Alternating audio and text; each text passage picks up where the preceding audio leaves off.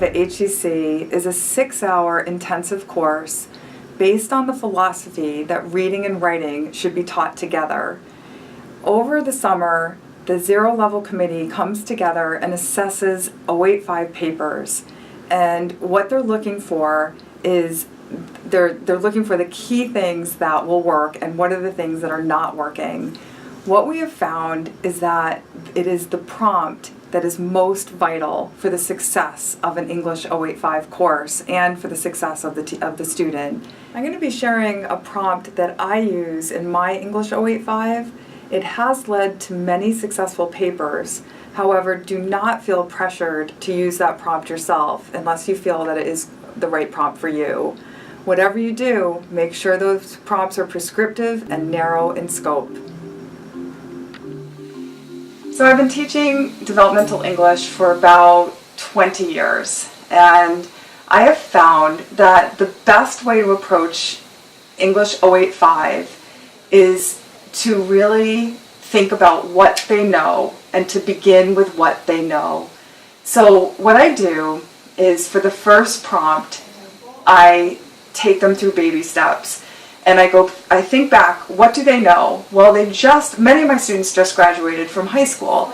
So what I'm going to do is I'm going to start with high school as a topic, specifically teaching.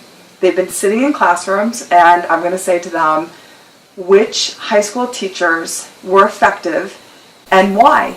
And that essentially becomes the prompt. So we brainstorm everything under the sun about teaching in high school. And I put everything up on the board that they brainstorm as a class. I talk about qualities that are effective, and they say, oh, I love the passionate teacher. So we put passionate up on the board. Or I love the teacher that was strict so that he or she let us all learn because he kept the classroom, tight in terms of discipline. Or another voice in the classroom might say, I love that teacher who was organized because I felt like that teacher knew what he was doing. So we have about 10 different things up on the board, and the process of writing the paper has begun. The brainstorming has started. I then bring in outside sources, and I bring in sources like Mike Rose, which is very difficult, but I take them through paragraph after paragraph. I ask them, what about this passage when he talks about certain teachers? What about this passage? I have them highlight it and I have them annotate in the margins so that they're actually learning that not only is their own experience valuable, but other sources, of course, experts in the field of education are valuable as well, of course. So now they're getting this idea that an essay is made up of some of their own experience, but it's also about joining a conversation that's larger than themselves. Experience tells me that they do not often know the essay genre, so I put it into terms that they would relate to. I talk about they're at a podium, a metaphorical podium, where they're not going to present the essay, but they're going to be at a podium with an audience that cares about their topic. So if they have an audience that cares about their topic, they have to take them through steps. The first step is the introduction. So I bring in models of various introductions, and I model the thesis statement. This is the first essay in 085. The thesis statement is very simple. It is essentially the following statement. Although there are many qualities that would make up an effective teacher, there are 3 that I believe are vital to all teachers, passion, organization, and discipline. Then the student has that thesis and knows where it's placed, and he knows why it's placed at the end of the introduction, because he realizes at that point that if the reader goes past the introduction and doesn't know what the essay is about, he or she is not going to want to keep reading because they're going to feel lost. So now my 085 student has an introduction. He's introduced the world of teaching in an interesting way.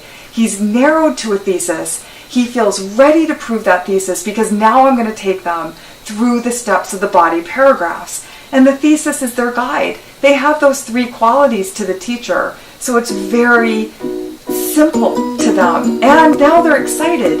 They've done the brainstorming. They've done the work. They have something to say. And they actually feel pretty passionate about it at this point.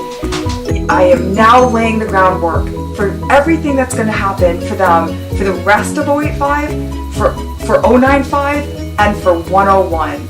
And the composition, the foundation for a composition is laid, and life is good. You're like, hi, how you doing? What else? So let's look at the first sentence. I would love. My name is Kristin Santamaria. I'm an English adjunct here at Holyoke Community College. I've been teaching here at Holyoke for the last 2.5 years. I teach developmental English and composition. This past summer I had the amazing opportunity to work as part of the developmental English committee. I learned a lot on the committee about what works in the developmental English classroom and then some things that can be improved upon.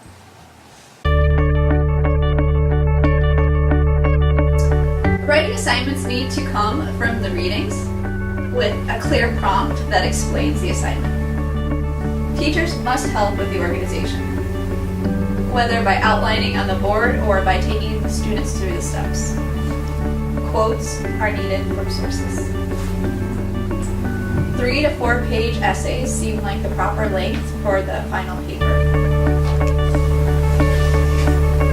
We've talked about this.